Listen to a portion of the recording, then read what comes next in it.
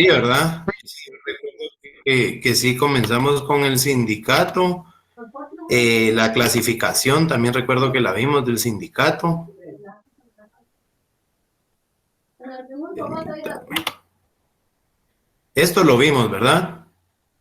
Sí, No está ¿o no? presentando. No se logra ver, licenciado. ¿No pueden ver ahorita? No. Aún no, licenciado. No, licenciado. ¿Ya pueden ver la pantalla? ¿Todavía no?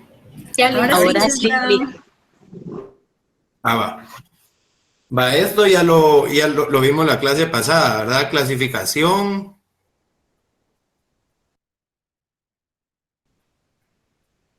Esto también, puros unilaterales, mixtos. A su estructura también. Por su actuación política también. Los públicos estatales, por su naturaleza, campesinos, urbanos, gremiales, de empresa y de industria. Actividades del sindicato, aquí nos quedamos, creo yo. ¿O vimos esto? Yo tengo, licenciado, donde dice formación de un sindicato. Según mis anotaciones, es lo que nos tocaba el día de hoy. Dice Entonces 3.2. sí vimos punto Regrese 6.5, la tiene usted. anterior. Sí, la anterior es. Esta es, ¿verdad? Exactamente. Bueno, muchas gracias. Igual ya cuando termine de presentarla, igual se la subo a Classroom para que ustedes tengan a bien tenerla para cuando la quieran consultar. Eso no es problema.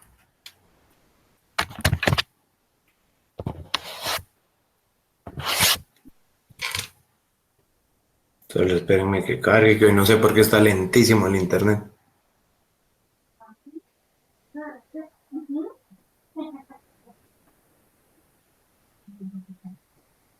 Ahí está. ¿Pueden visualizar? Sí, licenciado. Bueno, gracias.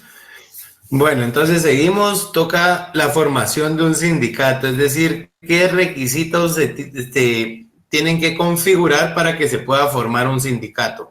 Esto se está regulado en el artículo 210, 218 y 219 del Código de Trabajo.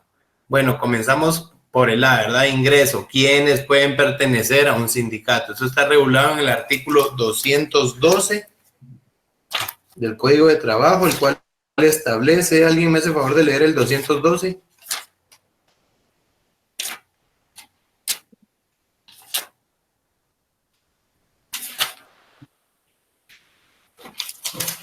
¿Alguien el 212? 212, ¿Perdón? 212 había mencionado, ¿verdad? Ajá, no pueden visualizar la pantalla, ahí dice. Sí, dice B. Ah, va, gracias. Bueno, ajá, el 212. Artículo 212. Todo trabajador que tenga 14 años o más puede ingresar a un sindicato, pero los menores de edad no pueden ser miembros de su comité ejecutivo y consejo consultivo. Hasta ahí, gracias. Bueno, entonces si se dan cuenta, el primer párrafo del artículo 212 establece quiénes pueden ingresar o quiénes pueden pertenecer a un sindicato. Obviamente tiene que ser trabajador o patrono, y en este caso estamos hablando de un sindicato de trabajadores, ya que establece todo trabajador. Obviamente no va a pertenecer a un sindicato a alguien que no trabaje en esa empresa, ¿para qué, verdad? Que tenga 14 años o más, es decir, 14 para arriba puede pertenecer a un sindicato. Pero los menores de edad, es decir, de 14 a 18 años, sí pueden pertenecer a un sindicato, pero no pueden ser miembros del comité ejecutivo y consejo consultivo del sindicato. ¿Estamos claros en eso? Sí, licenciado. Gracias. Ahora vamos con las prohibiciones en la formación de un sindicato. El mismo artículo 212 en el segundo párrafo establece: ninguna persona puede pertenecer a dos o más sindicatos simultáneamente. ¿Se acuerdan que lo hablamos la clase pasada con un compañero que trabaja en el MIDES, creo yo, si no mal recuerdo? Que no se puede pertenecer a dos. ¿Qué pasa si no me han topado mi renuncia en uno? hasta que a mí me notifiquen legalmente que ya no estoy vinculado, que ya no estoy sindicalizado a ese sindicato, no me puedo afiliar al otro sindicato. ¿Estamos? No es lícito que pertenezcan a un sindicato de trabajadores. También quienes tienen prohibición de pertenecer a un sindicato, sindicato de trabajadores, ¿verdad? Los representantes del patrono y los demás trabajadores análogos que por su alta posición jerárquica dentro de la empresa estén obligados a defender de modo preferente los intereses del patrono. ¿Cómo son conocidos estos puestos en una empresa?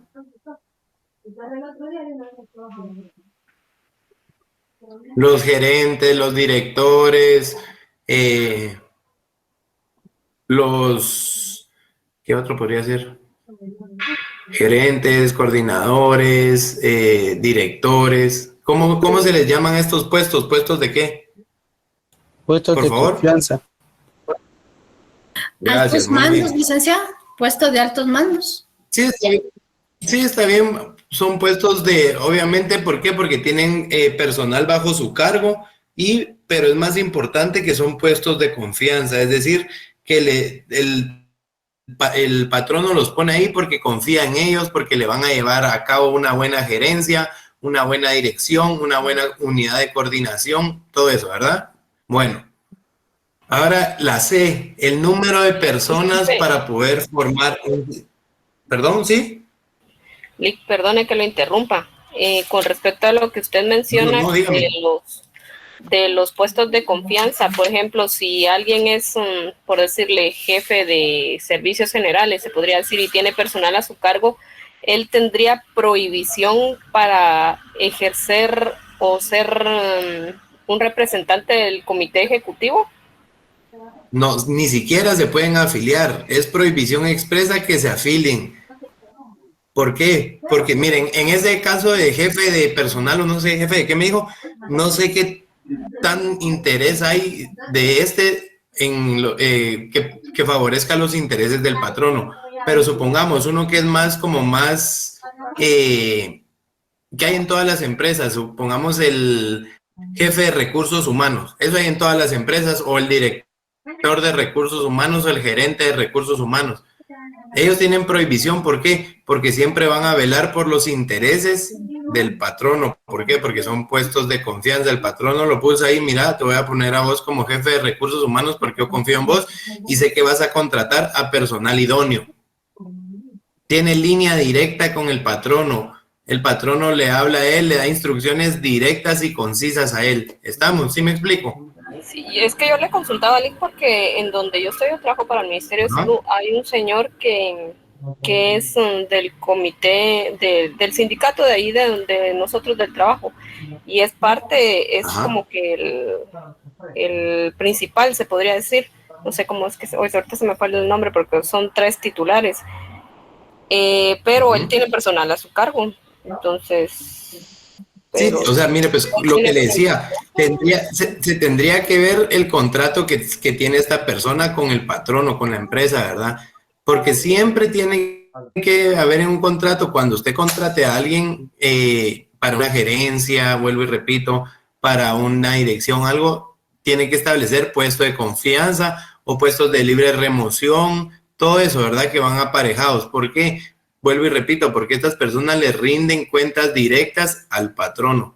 Entonces, si se sindicaliza, va a estar sesgado, no va a ser parcial o no va a estar a favor de sus demás coafiliados, de los demás que están afiliados al sindicato, de los demás trabajadores. ¿Por qué? Porque él tiene línea directa o tiene intereses para el patrono. ¿Estamos? No sé si me explico en eso.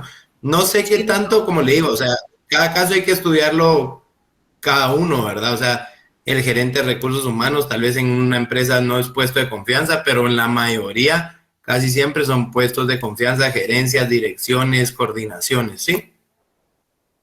Ok, licenciado. ¿Y el fundamento legal de esa prohibición, Lee? Ahí está artículo 212. 212. Ajá, tercer párrafo. Ok, gracias, Lee. ¿Ya lo encontró? Sí, Lee. No es lícito que pertenezcan a un sindicato de trabajadores de trabajadores, los representantes del patrón y los demás trabajadores análogos que por su alta posición jerárquica dentro de la empresa estén obligados a defender de modo preferente los intereses del patrón. ¿Estamos? Gracias, Lick. De nada. Mire, si sigue leyendo, establece la determinación de estos casos de excepción, porque son casos de excepción. ¿Por qué? Porque son trabajadores, devengan un sueldo del patrono, tienen una relación laboral con el patrono. ¿Qué pasa? Obviamente están posicionados jerárquicamente arriba, ¿verdad?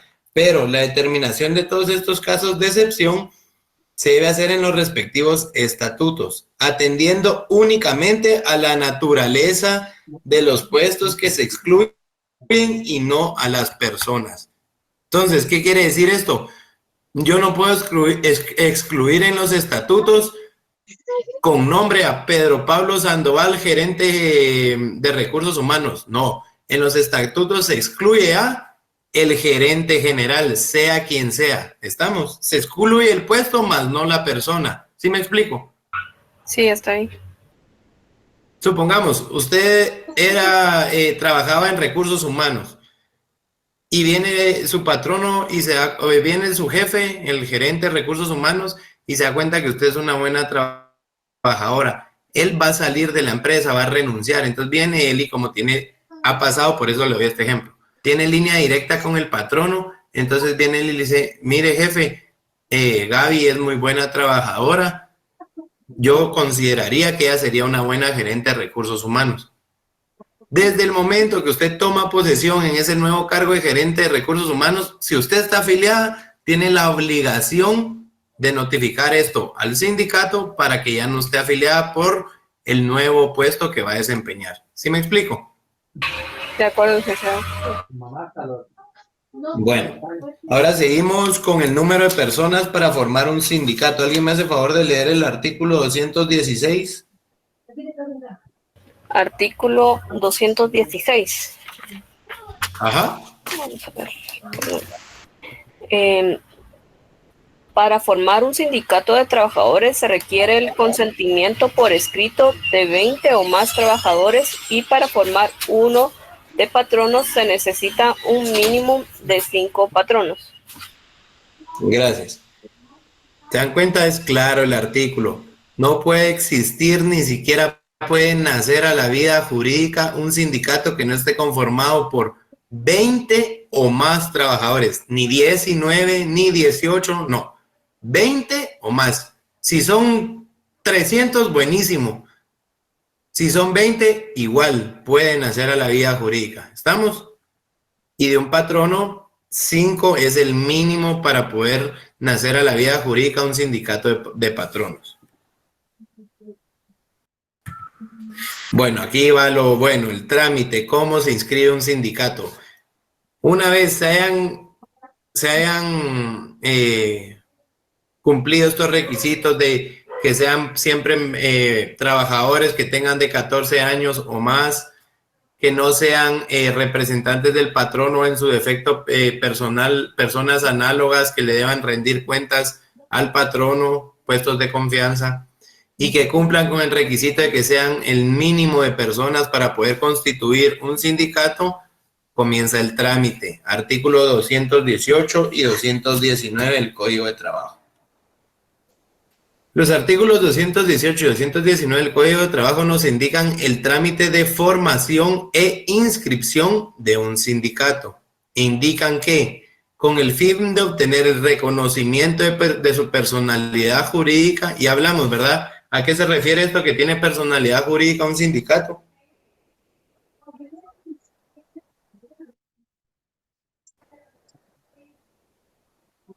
¿Qué dijimos la clase pasada? ¿Qué significa esto de personalidad jurídica? Que tiene capacidad para actuar. ¿Qué más? Tiene derechos y por ende obligaciones. Muy bien, bueno. La aprobación de sus estatutos e inscripción de los sindicatos debe observarse el procedimiento siguiente o el siguiente procedimiento. Primer paso. Presentar solicitud escrita en papel simple directamente a la Dirección General de Trabajo o por medio de la autoridad de trabajo más próxima dentro del plazo de 20 días contados a partir de la asamblea constitutiva del sindicato, en la cual debe señalarse el lugar para recibir notificaciones. Ese es el primer paso. ¿Me siguen todos? Sí, licenciado. Sí, licenciado. Sí. Entonces, se conforma la asamblea constitutiva del sindicato. Llegamos 20 trabajadores, 21 trabajadores, 22, 23, 25, 60, no importa, siempre que no sean más de 20. Llegamos y, miren, hagamos un sindicato. Va, hagámoslo. Entonces, después de esa asamblea constitutiva, presentan esta solicitud escrita en papel simple directamente a la Dirección General de Trabajo.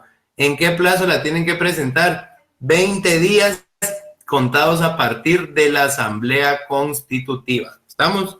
Si se pasan de este plazo, ya es extemporáneo y tiene que haber otra asamblea constitutiva.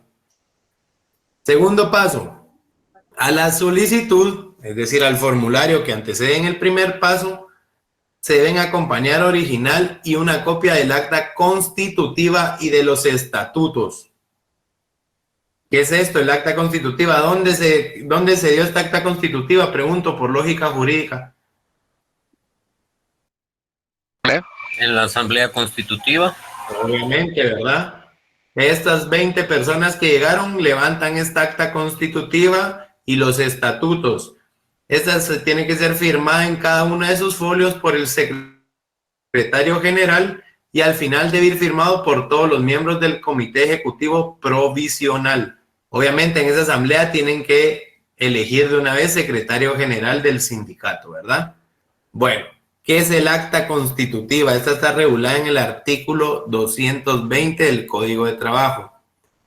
Es el acta donde consta la constitución de un sindicato y esta debe de contener nombres y apellidos, profesión u oficio o actividad económica, número de cédula de vecindad. Esto ya sabemos por qué sigue apareciendo el número de cédula de vecindad, ¿verdad? Por lo antiguo que es el código, pero ya sabemos que es DPI. De los socios fundadores, la expresión clara y precisa de querer formar parte del sindicato. Nacionalidad y vecindad de los miembros del Comité Ejecutivo y del Consejo Consultivo. Autorización de los miembros del Comité Ejecutivo para aceptar a juicio de ellos y en nombre del sindicato cualquier reforma que indique el Ministerio de Trabajo y para realizar los trámites para obtener su inscripción. Otro punto, de declaración clara y precisa de los miembros del Comité Ejecutivo Provisional indicando que son guatemaltecos de origen y lugar de trabajo, o bien especificar si es sindicato gremial, la profesión, oficio o actividad económica. ¿Qué son los estatutos? Estos están contemplados en el artículo 221 y los estatutos de los sindicatos deben contener denominación y naturaleza que los distinga con claridad de cualquier otro. ¿Qué es esto? El nombre del sindicato, ¿verdad? Objeto. ¿Cuál es el objeto de la creación del sindicato? Domicilio, vecindad y dirección exacta del sindicato. Derechos y obligaciones de sus miembros. Época y procedimiento para nombrar comité ejecutivo y consejo consultivo. Condiciones de admisión de sus nuevos miembros. Monto de las cuotas ordinarias y límite máximo. Número y monto que se puede solicitar por cuota extraordinaria anual. Fijación de gastos administrativos. Enumeración, correcciones disciplinarias, causas y procedimientos para imponerlas. Época y procedimiento para la celebración de las asambleas ordinarias y extraordinarias y requisitos de la publicidad escrita, quórum de las mismas. Época y forma de la justificación de cuentas. Procedimientos para efectuar la liquidación en caso de disolución.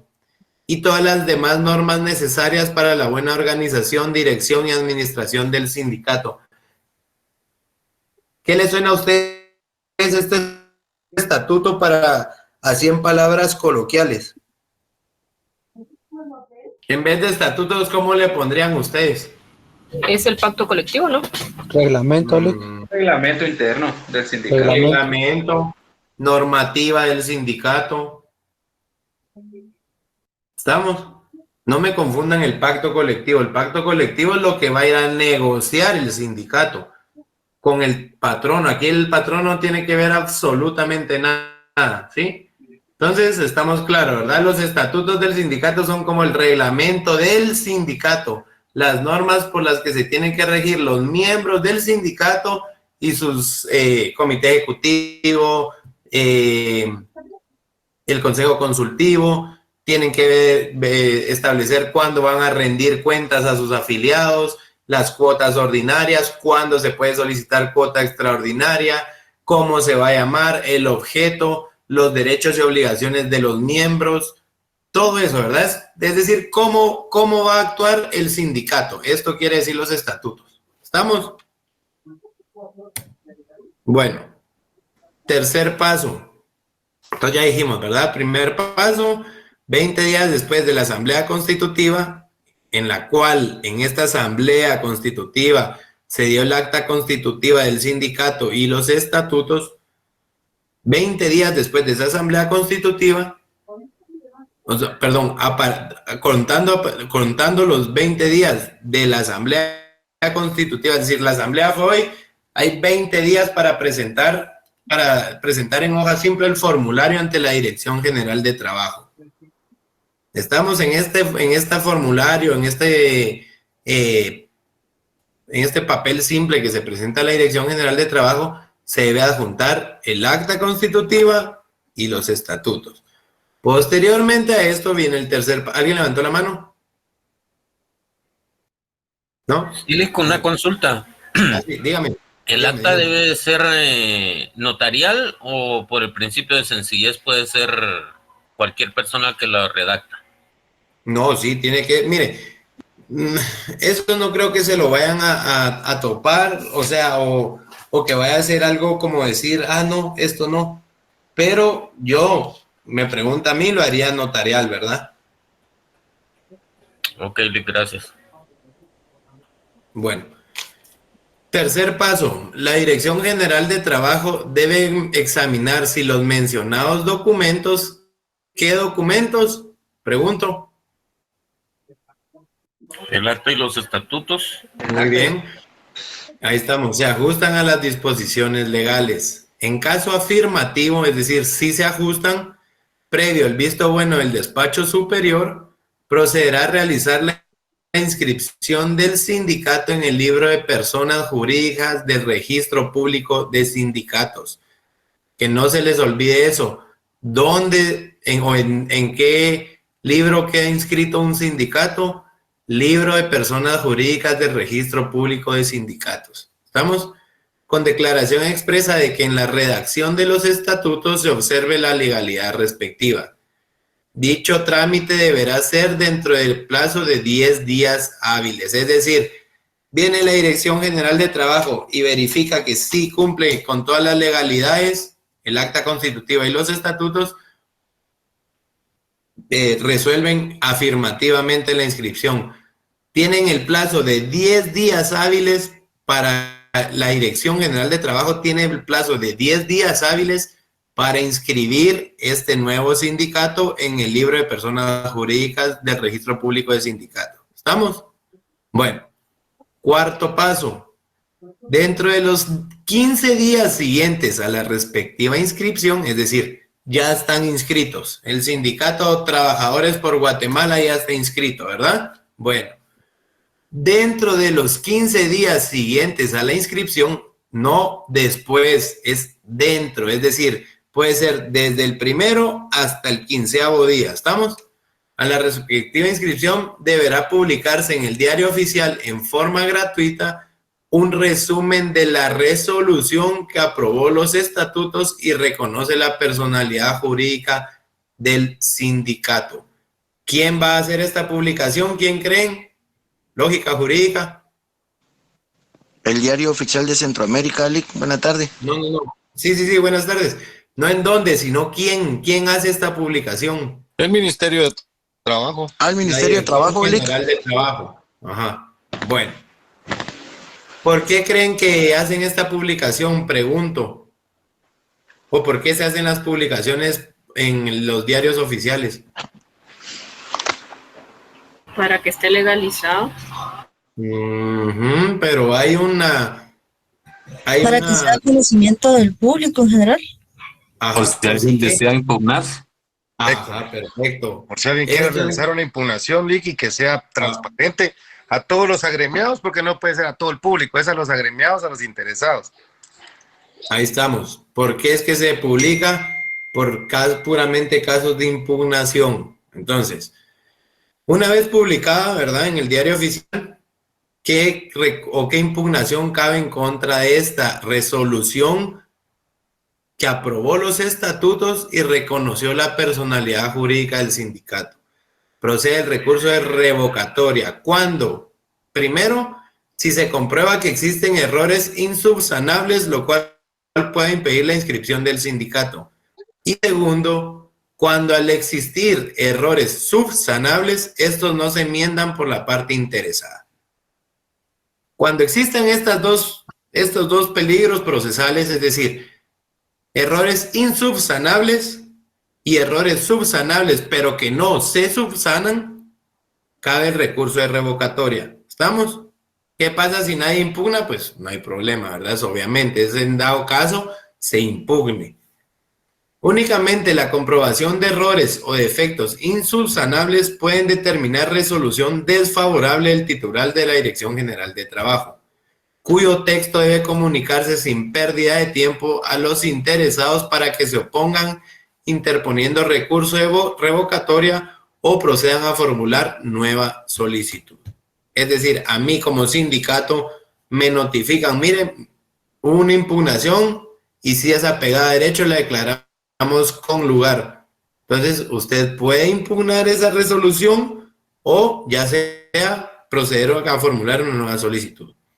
Si se trata de errores o defectos subsanables, se deberán comunicar a los interesados, ¿a quién? Obviamente al sindicato, ¿verdad? Para que procedan a enmendarlos o en su caso a interponer recurso de revocatoria. ¿Estamos claros en esto? Licenciado, Pregunto. disculpe una consulta. Dígame. En el tercer paso, no sé si fui yo la que me perdí, pero Ajá. no sé si habla del inciso C o el inciso D, porque en el inciso D muestra que son 20 días hábiles, pero en el D muestra 10. Espérame, vamos a ver.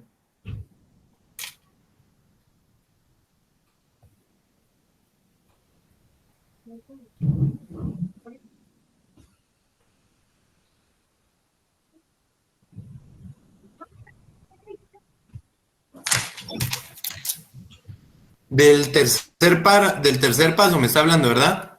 Sí, que en el inciso C habla de 20 días y en el inciso D habla de 10 días, pero no sé si yo la que me perdí. Espérame, ahorita vamos a ver.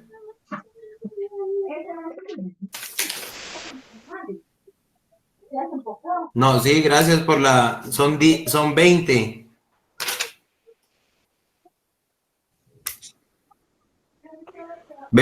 Ajá, el primero para que lo presenten. Pero me vamos a corroborar, gracias, yo. Así es que me gusta que me corrijan. 20 días hábiles el primero, ¿verdad? Después de la Asamblea Constitutiva, perfecto. Segundo paso, se acompaña el acta constitutiva y los estatutos, ¿verdad?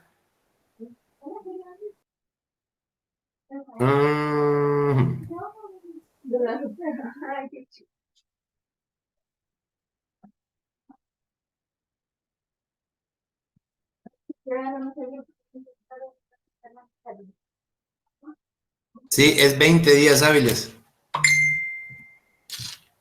Ahorita lo corregimos de una vez.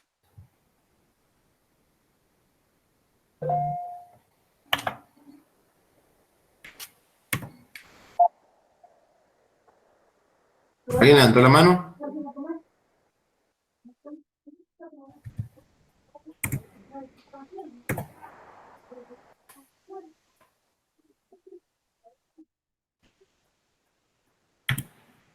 Ahí está.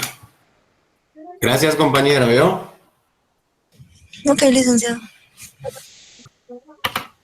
Bueno, 20 días hábiles estamos, ¿verdad? Esto es en el tercer paso, es decir, cuando ya declararon que sí cumple los requisitos del acta constitutiva y los estatutos, entonces ordenan su inscripción en el libro respectivo, ¿verdad?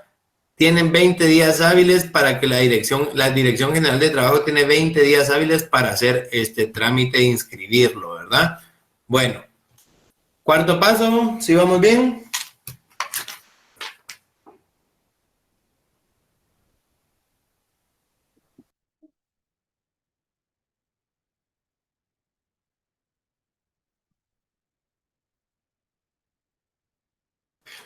Mire, hágame favor, léame el artículo, el inciso D, ya me confundí. Inciso D.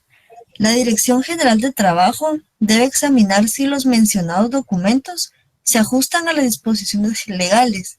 En caso afirmativo, previo el visto bueno del despacho superior, procederá a realizar la inscripción del sindicato en el libro de personas jurídicas del Registro Público de Sindicatos, con declaración expresa de que en la redacción de los estatutos se observó la legalidad respectiva. El trámite a que se refiere este artículo no puede exceder de 10 días hábiles, contados a partir de la recepción del expediente, bajo pena de destitución del responsable de la demora. Dentro de los 15 días siguientes a la respectiva inscripción, deberá publicarse en el Diario Oficial, en forma gratuita, un resumen de la resolución que aprobó los estatutos y reconoce la personalidad jurídica del sindicato. Ahí es donde empieza mi duda, porque no sé si... Porque hay dos cosas iguales, ¿verdad? Sí. Espérenme, vamos a ver. Es que yo creo que este D es cuando existió impugnación.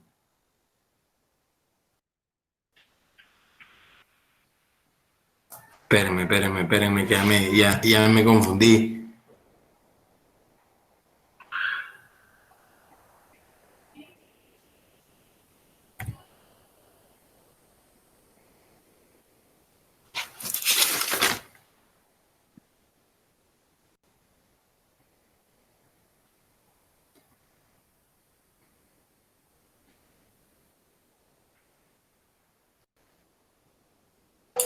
Yo creo que lo que dice el artículo, que el tiempo que tiene la dirección para examinar los mencionados documentos es de 10 días hábiles, contados a partir de la recepción del expediente. Ajá, en el D. Y en el C dice 20.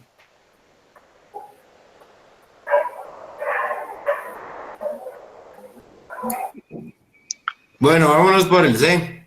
Es que el C creo que es para lo de la resolución donde reconocen la personalidad jurídica. Ajá, reconocen la personalidad jurídica.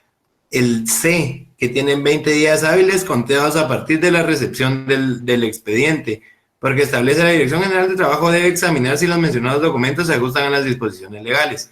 En caso afirmativo, dictará resolución favorable, es decir, ya dictan una resolución que debe contener el reconocimiento de la personalidad jurídica del sindicato, aprobación de estatutos y orden de su inscripción en el Registro Público de Sindicatos. El trámite a que se refiere este artículo no puede exceder de 20 días hábiles contados a partir de la recepción del expediente.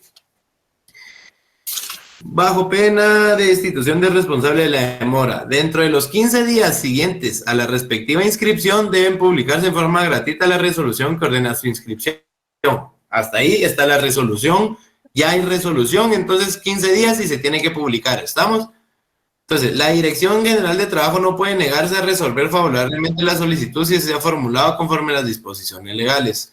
Únicamente la comprobación de errores o defectos insubsanables pueden determinar resolución desfavorable del titular, la Dirección General de Trabajo, cuyo texto debe comunicar. D. La Dirección General de Trabajo debe examinar si los mencionados documentos se ajustan a las disposiciones legales. ¿No? Certificación extendida.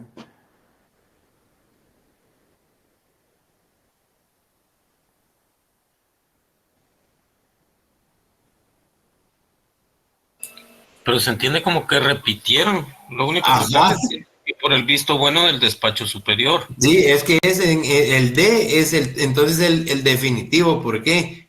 Porque ya hay visto bueno del superior, ya se pasó la etapa de impugnación. Vamos a ver. No, porque hasta abajo dice...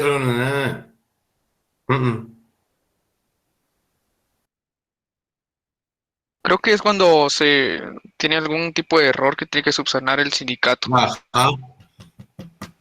Sí, yo también considero que este D es cuando la primera resolución Fíjese que estoy viendo aquí que en el C dice aprobación de sus estatutos y orden de su inscripción en el registro público de sindicatos. Ajá. Y en el D dice... Ya es en el libro. Procederá a realizar, jurídicos del sindicato en el libro de personas jurídicas del registro público de sindicatos. Esta es ya la resolución definitiva, la del Esa es D. la única diferencia. Digamos que ahí ya pasó la etapa de impugnación en la D. Ya, ahí ya pasó. Pero mire, si usted sigue leyendo el D, dice, dentro de los 15 días siguientes a la respectiva inscripción deberá publicarse en Diario Oficial en forma gratuita un resumen de la resolución que aprobó los estatutos y reconoce la personalidad jurídica del sindicato. Únicamente la comprobación de errores o defectos insubsanables pueden determinar resolución desfavorable de la Dirección General de Trabajo, cuyo texto debe comunicarse sin pérdida de tiempo. O sea, es impugnable otra vez.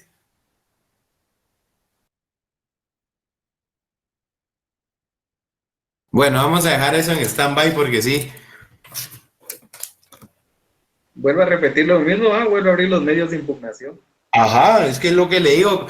La primera, yo entiendo que la primera, y así lo he entendido Sí, pero siempre. también en el C, lo que hay que publicar es la resolución que ordena su inscripción. Que ordena. Y en el D lo que hay que publicar es la resolución que aprobó los estatutos y reconoce la personalidad jurídica. Y ya está la resolución en el libro. O sea, ya está, ya está la inscripción en el libro de personas jurídicas. Libro de personas, Sí, entonces voy a cambiar esta diapositiva, ¿oyeron? Pero como no se las voy a subir hoy porque no hemos terminado, no vamos a terminar, pero sí, en una reconoce los estatutos y ordena, y ordena una resolución favorable, perdón, que debe contener el reconocimiento de la personalidad jurídica y ordena su inscripción. Y ahora en el otro... Es que en los dos mencionan la inscripción en el registro público de sindicatos.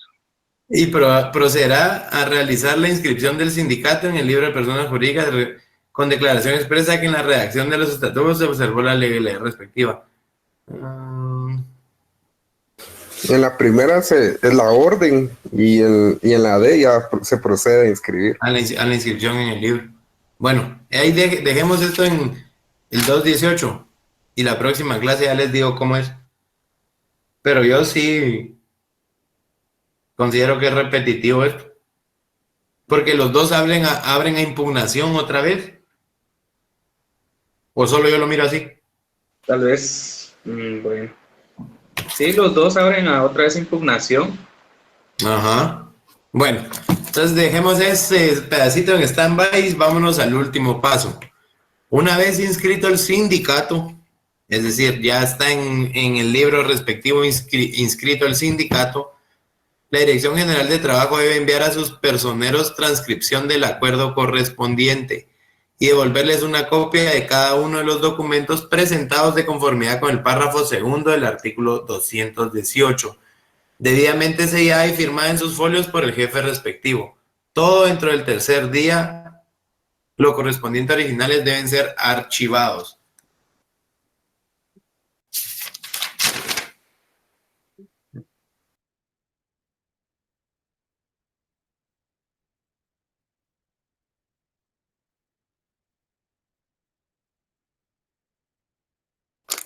Esto está regulado en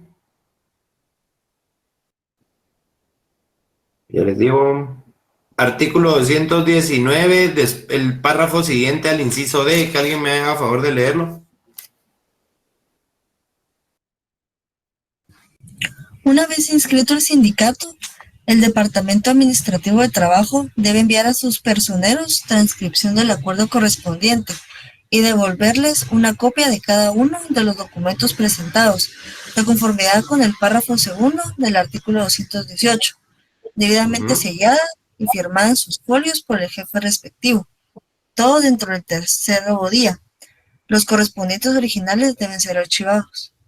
¿Continúa? Ahí está. Sí, no, ahí está bien, gracias.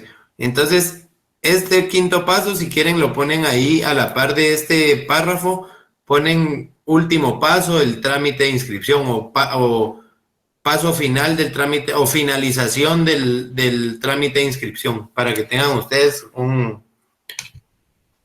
chivito ahí, ¿verdad? Bueno, vamos con el derecho de inamovilidad.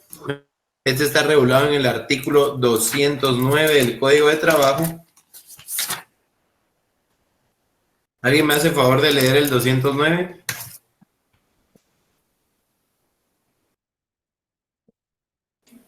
Artículo 209. Los trabajadores no podrán ser despedidos por participar en la formación de un sindicato. Perdón que lo interrumpa ahí. Perdón que lo interrumpa ahí. ¿Ante qué derecho estamos acá? Ya lo vimos en la clase pasada. ¿De inamovilidad? No. Ese es el que estamos viendo ahorita, pero ¿se acuerdan que vimos sindicalismo? Hay uno que vimos que yo les dije, este se divide en dos, individual y colectivo. Libre sindicalización. Libre sindicalización. Libertad sindical, ajá. Y sí, porque en la libertad sindical se acuerdan que vimos que podía ser en cuanto a la persona, yo como trabajador, así me quiero afiliar o no me quiero sindicalizar o no. Y como grupo que nosotros queremos formar un sindicato. Ahora, ¿cuál era la diferencia entre, y lo hablamos la clase pasada, la libertad sindical y la libertad de afiliación? Yo me recuerdo, Lick, que la libertad de afiliación es, ahí sí que como bien mismo la palabra lo dice, ¿verdad? La libertad de poderse afiliar, y la libertad de sindicalización es, para mi punto de vista, es si se puede llegar a conformar o no una organización.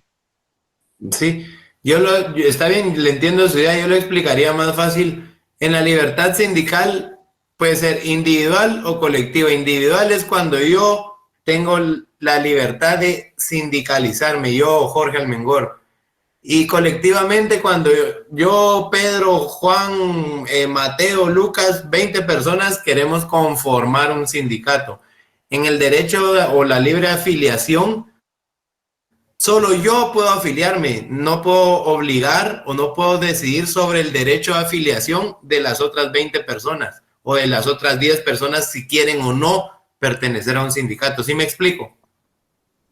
Sí. Bueno. Siga, por favor, compañero, con el 209. Okay. Gozan de inamovilidad a partir del momento en que dan aviso por cualquier medio escrito a la Inspección General de Trabajo, directamente o por medio de la delegación de esta en su jurisdicción, que están formando un sindicato y gozarán de esta protección hasta 60 días después de la inscripción del mismo. Si se incumpliere con lo establecido de este artículo, él o los trabajadores afectados deberán ser reinstalados en 24 horas y el patrono responsable será sancionado con una multa equivalente de 10 a 50 salarios mínimos mensuales y vigentes para las actividades no agrícolas, debiendo además pagar los salarios y prestaciones económicas que estos hayan dejado de percibir. Si el patrono persiste en esta conducta por más de 7 días, se incrementará en un 50% la multa incurrida. Si algún trabajador incurriera en alguna causal de despido de las previstas en el artículo 77 de este código, el patrono iniciará incidente de cancelación de contrato de trabajo para el solo efecto de que se autorice el despido.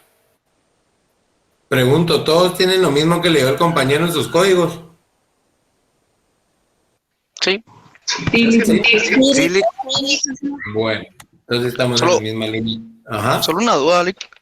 Dígame. Es que, como aquí dice que por cualquier medio escrito que se le menciona a la Inspección General del Trabajo, pero en el 218 dice que La solicitud debe ser a la Dirección General del Trabajo. Entonces me quedaba la duda. No, pero eso es para acuérdense que el 218 es para la inscripción. Aquí estamos hablando cuando él da aviso que pertenece al sindicato. Oh, ya. No confunda. Sí entendió. Ajá. La 218 es la solicitud que presentan para conformar un sindicato. Este que se está hablando aquí es para avisar que pertenece a un sindicato y por ende se le dispara el derecho de inamovilidad. Oh, ya comprendí. ¿Sí? Ujú. Bueno. Gracias. De nada. Vamos con los órganos del sindicato y sus principales atribuciones. Es decir, ¿quiénes son aquellos órganos que conforman el sindicato? Y obviamente voy a hablar sobre sus principales atribuciones porque si hablo de todas, no terminamos. 222. Artículo 222 establece la Asamblea General. ¿Alguien me lee el artículo 222?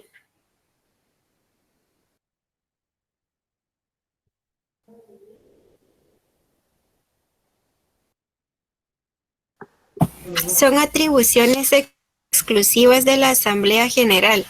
A. Elegir a los miembros del Comité Ejecutivo y del Consejo Consultivo por periodos no mayores de 2 años. B. Remover total o parcialmente a los miembros del Comité Ejecutivo y del Consejo Consultivo cuando así lo ameriten las circunstancias y de acuerdo con los estatutos. C.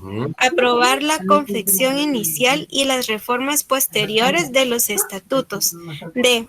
Aprobar en definitiva los contratos colectivos de trabajo y los pactos colectivos de condiciones de trabajo y otros convenios de aplicación general para los miembros del sindicato. El comité siga la siguiente. Fijar las cuotas extraordinarias. F. Decidir el ir o no ir a la huelga, una vez declarada legal o justa, en su caso por el tribunal competente.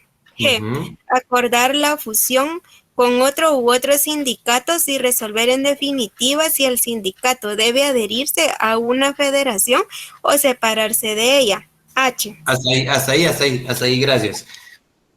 Bueno, entonces, si se dan cuenta, la Asamblea General decide todo en cuanto al sindicato. Ahora vamos a ver, alguien que me diga por lógica, ¿quiénes creen que conforman la Asamblea General?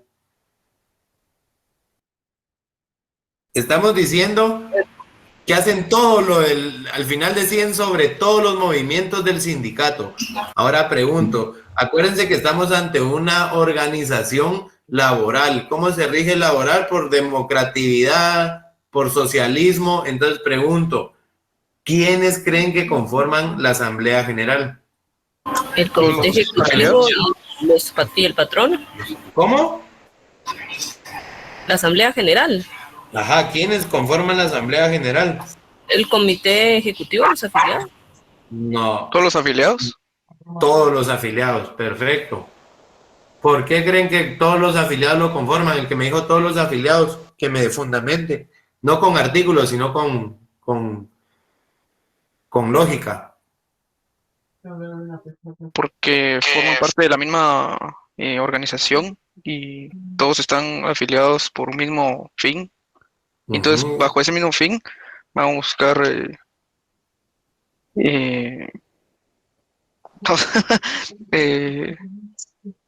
la consecución de sus intereses, de los intereses que tenían planteados como sindicato. Muy bien. Bueno, entonces miremos, pues la Asamblea General es el órgano supremo del sindicato. Es decir, este es lo hasta arriba de un sindicato y está conformado obviamente por todos sus afiliados. Esto conforme al artículo 221, literal I.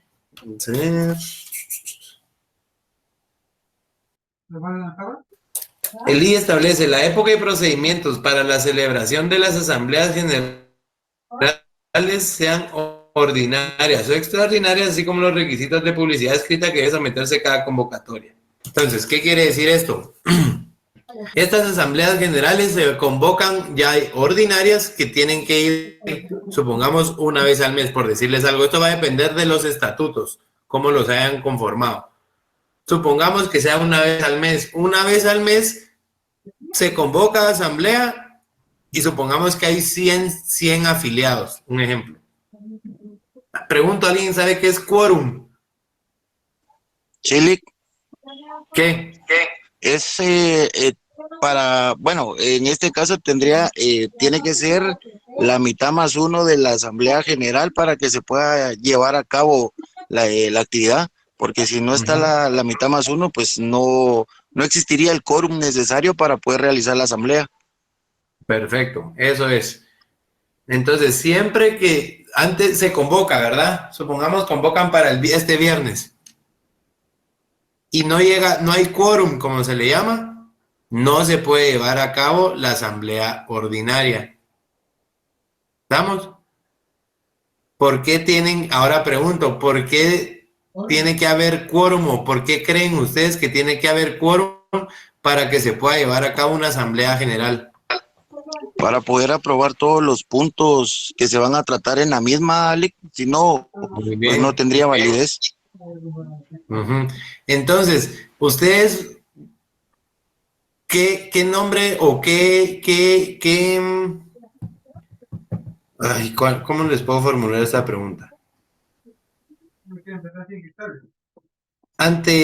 Cuando hablamos de la asamblea general de un sindicato, ¿ante qué función está ejerciendo este sindicato? Es decir, fiscalizadora, preventiva. ¿Ante qué? O sea, ¿a qué se parece mucho de los poderes del Estado? ¿A qué se parece mucho esta asamblea general? Perfecto. Entonces, ¿qué es la asamblea general? Es el órgano legislativo del sindicato. ¿Por qué? Porque las decisiones que en ella se toman son de carácter obligatorio y general, siempre y cuando haya quórum y se pueda llevar a cabo la asamblea. ¿Estamos? ¿Alguna duda en cuanto a la asamblea general? Alguien oí que me dijo que estaba conformado por los afiliados y el patrono.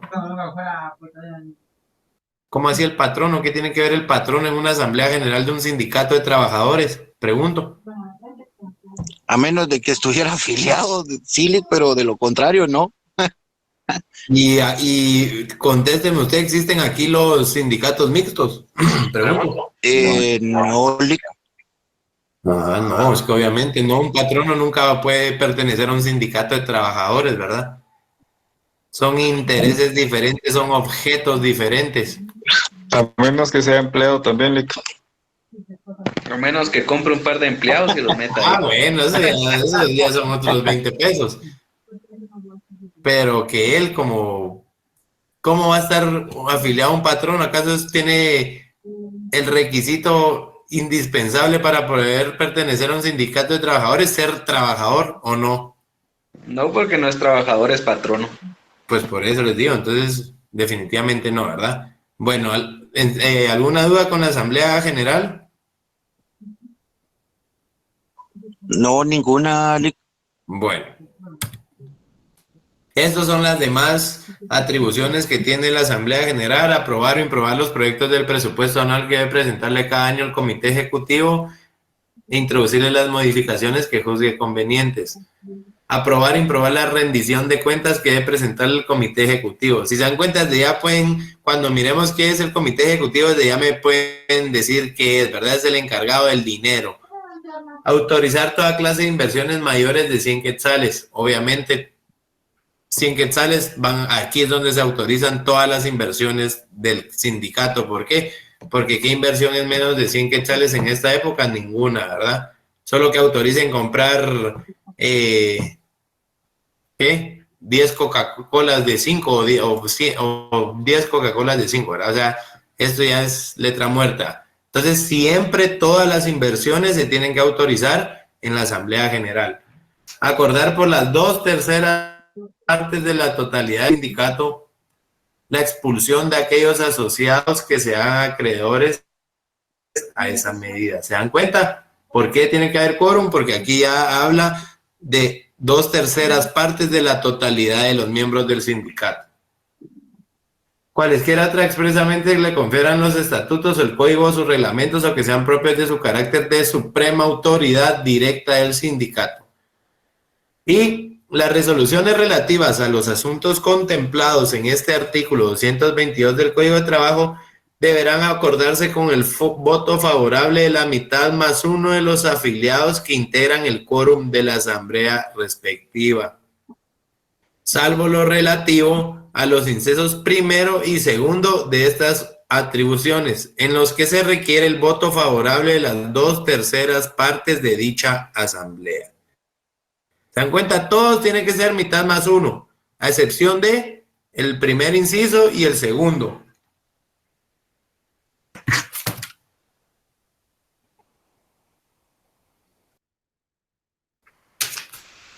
Espérame.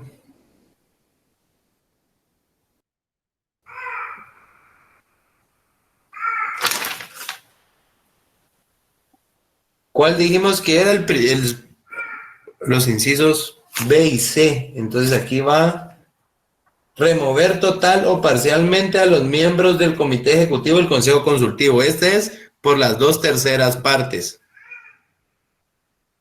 Y el C, aprobar la confección inicial y las reformas posteriores de los estatutos. Y el inciso K, que obviamente lo dice taxativamente, ¿verdad? Lo establece taxativamente. Acordar por las 2/3 partes de la totalidad de los miembros del sindicato la expulsión de aquellos asociados que sean acreedores a esa medida. Bueno. ¿Estamos en cuanto a la asamblea? Pregunto.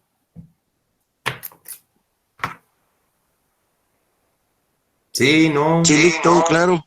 Sí, muy bien. Vamos con el comité ejecutivo.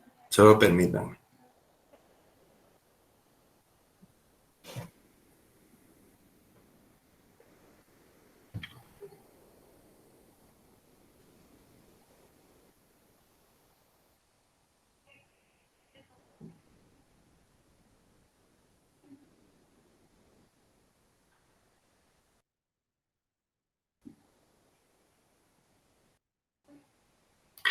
Bueno, ahora vamos con el comité ejecutivo. Ya vimos asamblea general, toca comité ejecutivo. Es el que tiene la representación legal del sindicato. Es decir, atacan al sindicato donde está el representante legal en el comité ejecutivo. Y es el encargado de hacer cumplir lo acordado por la asamblea general. Entonces, si se dan cuenta, este cumple dos funciones. Primero, de representación y segundo, tiene el poder coercitivo. Se me fue el nombre. No es coerción porque... bueno, la cosa es que representa al sindicato y es el encargado de hacer cumplir el poder coercitivo, quise decir, pero no es... bueno, es el encargado de hacer cumplir lo acordado por la Asamblea General. ¿Cómo está conformado este comité ejecutivo? El número de sus miembros no puede exceder de 9 ni ser menor de 3. ¿Estamos? Ni menos de 3 ni más de 9. Entonces, ¿qué quiere decir? 3, 4, 5, 6, 7, 8 o 9. Y hasta 5 de sus miembros gozan de inamovilidad en el trabajo que desempeñen. Es decir, está con el comité ejecutivo de este sindicato Trabajadores por Guatemala está conformado por 9 personas. De esas 9, solo 5 gozan de inamovilidad. ¿Estamos? Bueno, en sus actuaciones es responsable directamente ante los afiliados del sindicato, pudiendo además representar judicial y extrajudicialmente a cada uno de los miembros del sindicato que así lo soliciten. Entonces, ¿dónde están ¿O en qué órgano del sindicato están cuando llego yo? Soy afiliado y me presentaron una queja en mi trabajo y me mandaron a régimen y necesito que me auxilie un abogado, que me represente un abogado en el comité ejecutivo. ¿Estamos? El funcionamiento e integración del comité ejecutivo se rige por estas reglas reguladas en el artículo 223 del Código de Trabajo. Esa era la palabra, mire, ejecutar. No se me venía. ¿Alguien me lee el 223, por favor?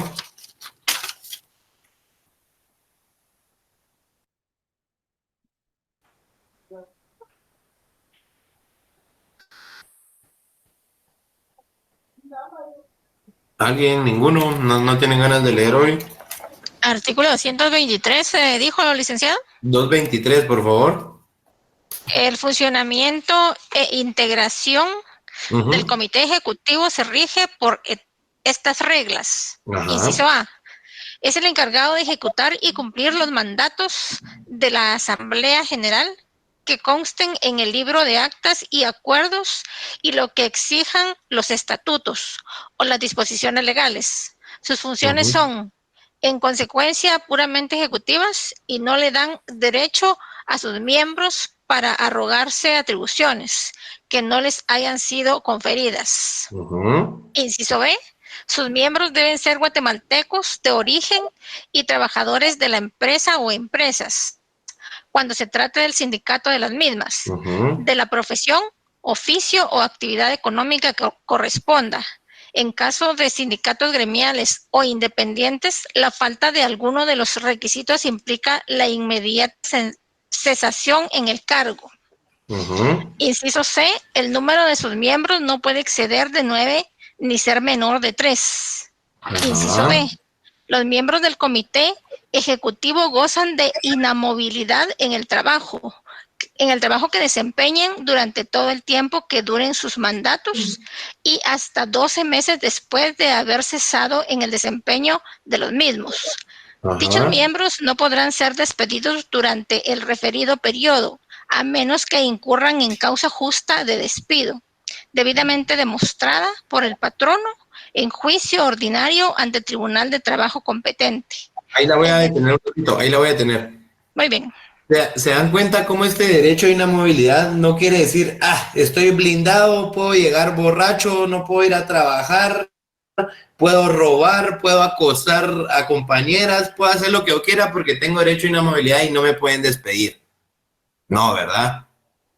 Obviamente, si yo como trabajador y pertenezco al comité ejecutivo, tengo derecho a inamovilidad, tengo 20 años de trabajar en la empresa, pero yo cometo una causal de despido y se prueba esta causal de despido y el tribunal o el juzgado de trabajo y previsión social determina que sí, yo soy culpable de esta causal de despido, por ende me condenan, no importa que haya sido del comité ejecutivo, no importa que haya tenido derecho a inamovilidad, no importa que hayas trabajado 20 años en la empresa, me despiden, me despiden. ¿Estamos claros en esto de derecho a inamovilidad? Sí, bueno. Sí, licenciado. Gracias. Siga, por favor. Inciso E.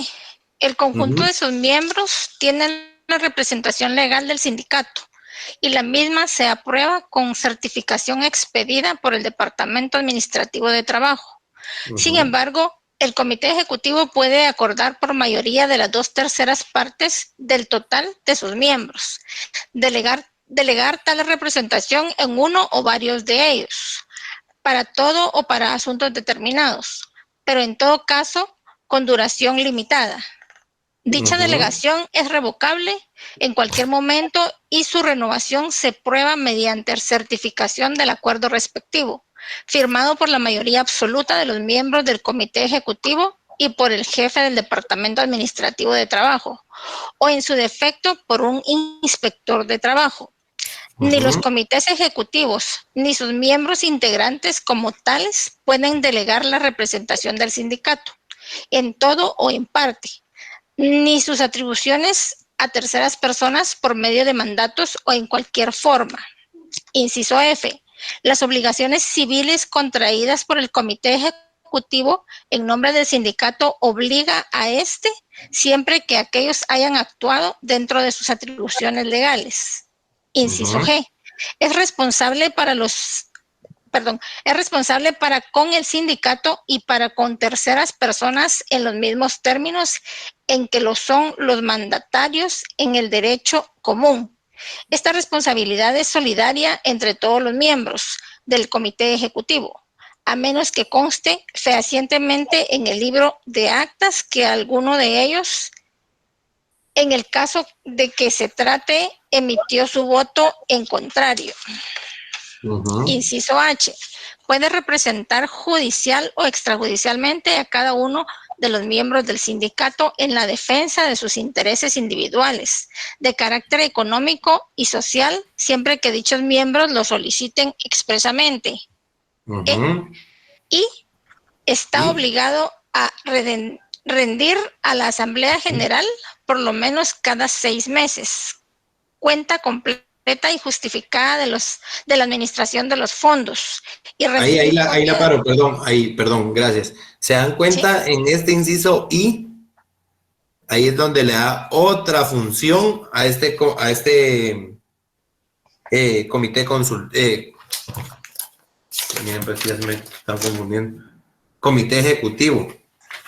Ya dijimos que las primeras atribuciones que le daba era la representación legal del sindicato y de sus afiliados y la función de ejecutar todo lo que se haya acordado en la Asamblea General. Y en este inciso I es donde le da parte de estas dos funciones, la de representación y la de ejecución, le da la función administrativa de fondos, es decir, la administración del dinero que tiene el sindicato. ¿Estamos? Entonces, yo les pregunto, ¿cuáles son las 3 funciones primordiales que tiene el comité ejecutivo? De representación, de ejecución y de administración de fondos. ¿Estamos? ¿Cómo está conformado el sindicato? El comité ejecutivo. Pregunto. No más de 9 ni menos de 3. Ajá. ¿Qué requisitos deben de tener? Son 2. Trabajadores de la empresa. Ahí estamos, y trabajadores de la empresa. ¿Todos sus miembros gozan de inamovilidad? Sí. Bueno. Ahora vamos, ¿alguna duda en cuanto a al comité ejecutivo? Ninguno. Muy bien. Ahora vamos. Disculpe. Los directivos gozan de inamovilidad durante el periodo sindical, pero también gozan de una inamovilidad después del periodo sindical. ¿Cuántos son los meses después? Ahorita le contesto. Ahí lo leyó la compañera, pero ahorita le contesto. 12 meses. 12 meses. Ajá. Son 12 meses. 12 meses. Es decir, durante el periodo, 12. Inciso D, los miembros del comité ejecutivo gozan de inamovilidad en el trabajo que desempeñen durante todo el tiempo que duren sus mandatos y hasta 12 meses después de haber cesado con el desempeño en el desempeño de los mismos. Dichos miembros no podrán ser despedidos durante el referido periodo, a menos que incurran en causa justa de despido. ¿Estamos? Pregunto, ya lo vimos, pero solo para que vayan haciendo enlace. ¿Cuánto es el periodo máximo que puede durar un comité ejecutivo? Lo vimos en la Asamblea General. 2 años en el periodo. Ajá, no mayor a 2 años.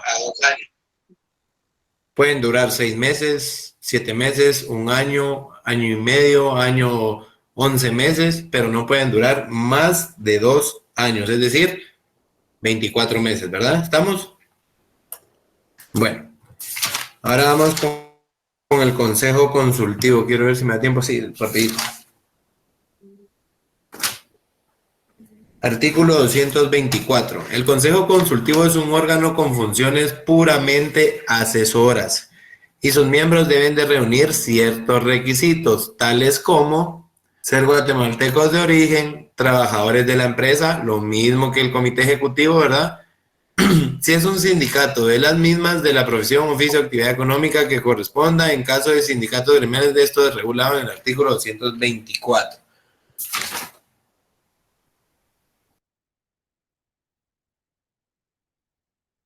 Entonces, si se dan cuenta, el consejo consultivo es como que, no les voy a decir que es el patito feo del sindicato, no. ¿Qué pasa con el consejo consultivo? Son funciones puramente asesoras. Entonces, les pregunto yo, ¿el comité ejecutivo tiene funciones puramente asesoras, verdadero o falso? Verdadero. Verdadero. Verdadero. Dije comité ejecutivo. Falso. Falso. Perdón, Lick, falso.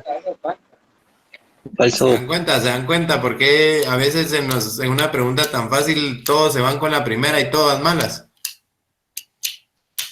No analizan las preguntas. ¿Cuáles son las funciones del comité ejecutivo? Que alguien me recuerde las funciones primordiales. Representación, administración y ejecución. Administración de los recursos. Muy bien, ¿administración de qué? De los recursos o de los fondos. Recursos, fondos, muy bien. ¿Cómo está conformada la Asamblea General o quiénes conforman la Asamblea General? Todos los afiliados. Todos los miembros afiliados. ¿Cómo se va a reunir o cómo se le llaman a las reuniones de la Asamblea General?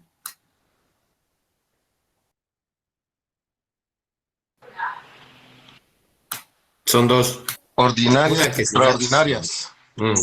Muy bien.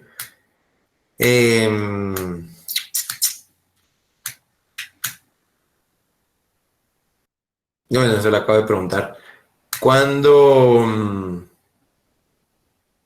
el quórum que se necesita en una asamblea general para expulsar a un miembro es la mitad más uno o 2/3 partes. 2/3 partes. 2/3 partes. Y para mover o remover de cargos a los que pertenecen al comité ejecutivo y consejo consultivo, mitad más uno, igual 2/3 partes. 2/3 partes. Vamos a ver. ¿Verdadero o falso que la Asamblea General es la representante judicial y extrajudicial del sindicato? Falso. Falso.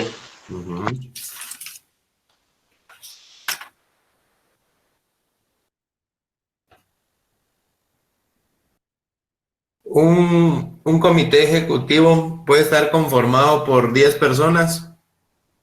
Falso. Falso. ¿Por cuántas es lo máximo y por cuánto es lo mínimo? 9 y menos. 9.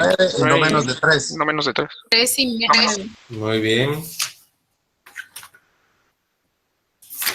Ahí estamos. Muy bien, muy bien.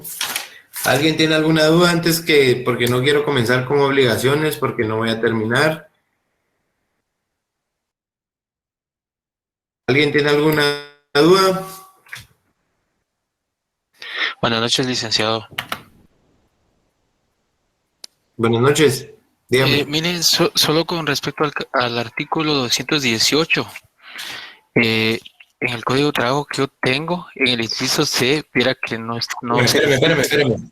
218, ajá. Ajá, en el inciso C, acá ustedes estaban leyendo, pero era prácticamente como que estaba repetido lo que decía el inciso D, ¿verdad? Pero acá, en el código de trabajo que yo tengo, dice, ¿se lo puedo leer? Por favor. El inciso C dice, si la documentación se encuentra completa, se abrirá inscripción de la organización de que se trate y de la integración del comité ejecutivo y consejo consultivo y se expedirán las certificaciones correspondientes. Entonces, el inciso D es donde ya nos establece que la Dirección General de Trabajo debe examinar y todo eso respecto a los días. Sí. Entonces, no sé si sea un... Yo creo que es ajá. Ahorita les digo. Y entonces sí es de 10 días, no de 20. ¿El D suyo qué dice? 10 días, ¿verdad? Permítame, el de... Sí, dice, el trámite a que se refiere este artículo no puede exceder de 10 días hábiles contados a partir de la recepción del expediente. Sí. Entonces creo que sí es un error de, tal vez. Sí, ahorita vamos a ver. Y ahorita les proyecto algo. Quiero ver, todavía tengo 5 minutos. Miren, ¿y cómo les fue en sus exámenes? En todos bien, ¿verdad? Espero yo. Aquí no sabemos, Lick. Solo nos falta laboral. Ya les subieron todas las notas. No, Lick, solo Lick. No, Lick.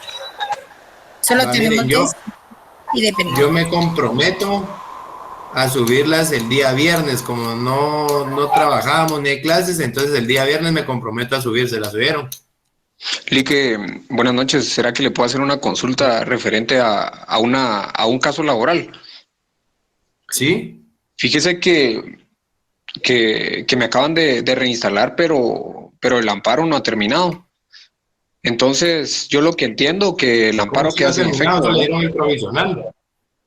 No, bueno, a mí sí me dieron el provisional en enero, me notificaron. Y los de recursos humanos me reinstalaron. El lunes firmé yo la carta donde dice que ya comencé a laborar, pero yo tengo entendido que el amparo queda sin efecto ya, ¿verdad? Desde el momento... ¿Cómo así queda sin efecto?